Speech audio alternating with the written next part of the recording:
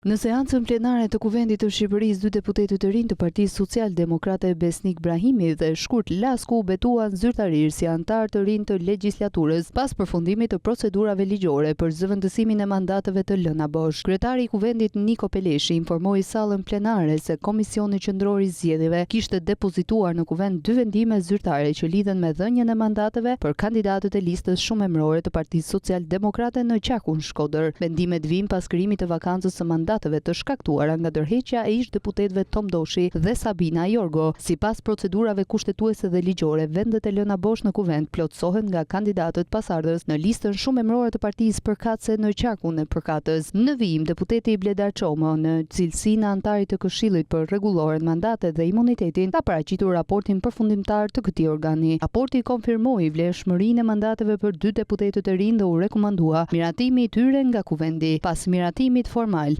Besnik Brahimi dhe Shkurt Lasku dhan betimin solemn para trupës parlamentare duke u bërë kështu zyrtarisht pjesë e Kuvendit të Shqipërisë.